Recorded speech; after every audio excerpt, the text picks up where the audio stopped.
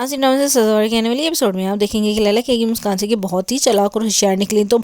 पहले तुमने मेरे बेटे को ऐसे अपनी उंगलियों पे नचाया कि जैसे तुम बहुत ही ज़्यादा मासूम और बहुत ही सीधी सादी हो, लेकिन अब तो तुमने अपनी अदाओं में उसको मुकम्मल तौर पे जकड़ के रख लिया है। ये अदाएँ तुम्हारी मेरे पे नहीं चलेंगी। मैं तुम्हारे किसी भी प्लान को कामयाब नहीं होने दूंगी। मैं सब समझती हूँ। तुम जैसे पुराने और घटिया मोहल्ले की लड़कियों को किस तरह से अमीर लड़कों को अपने चालों में लेती हैं और फिर उनसे खूब पैसा निकलवाती हैं।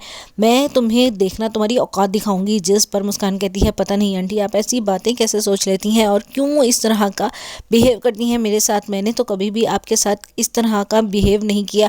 मैं तो आपकी इज्जत करती हूँ और मैं यही चाहती हूँ कि आप मुझे वो इज्जत और अहमियत और मकाम दें जो कि एक बहू का होना चाहिए। लेकिन आपको पता नहीं किस चीज़ की मेरे से इख्तलाफ है जो आप बहुत ही ज़्यादा मुझे गलत और नेगेटिव समझती हैं। अगर आप मुझसे दोस्ती कर लें तो शायद आपका ही फ़ायदा होगा। दूसरे सीन में आप देखेंगे कि रज़ा का बाप कहेगा रज़ा से कि मैं अब बिल्कुल भी ये बर्दाश्त नहीं करूँगा कि मदीहा इस घर में आए, क्योंकि उसने जो दुख तकलीफ हमें दी थी वो एक तरफ, लेकिन इस तरह तुम्हारी माँ का उसके सदमे में चले जाना ये मैं बिल्कुल भी बर्दाश्त नहीं करूँगा। और अब मैं तुम्हें ये नसीहत भी करता हूँ कि आइंदा तुम उससे कभी भी अपनी बहन तस्लीम नहीं करोगे और मैं ये वसीयत करके मरूँगा कि मेरे बाद वो इस घर में कभी भी अपनी शराकत दारी को बिल्कुल भी दावा नहीं कर सकती। इसलिए बेहतर यही होगा कि तुम उसे भूल जाओ और आइंदा उसकी तरफ देखना भी मत। जिस पर रज़ा कहता है कि आपके कहने से पहले ही मैं इस रिश्ते को दफन कर चुका हूँ, क्योंकि मुझे अंदाज़ा नहीं था कि उसकी इतनी बड़ी सज़ा हमें मिलेगी कि उसकी गलती हम इस तरह से लोगों से छुपाते फिरेंगे।